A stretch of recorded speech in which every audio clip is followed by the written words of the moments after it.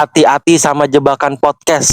Buat selebgram, seleb tweet, seleb talk yang baru pada nikah, terus diundang podcast, talk show TV, suka ada pertanyaan tuh.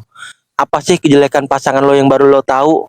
Terus lo jawab deh, iya ternyata dia kalau tidur ngorok sambil ngisep jempol kaki gue lagi. Terus pada ketawa. Lucu, tapi keliru. Karena konsepnya suami pakaian bagi istri, istri pakaian bagi suami. Sembunyiin dong aib masing-masing.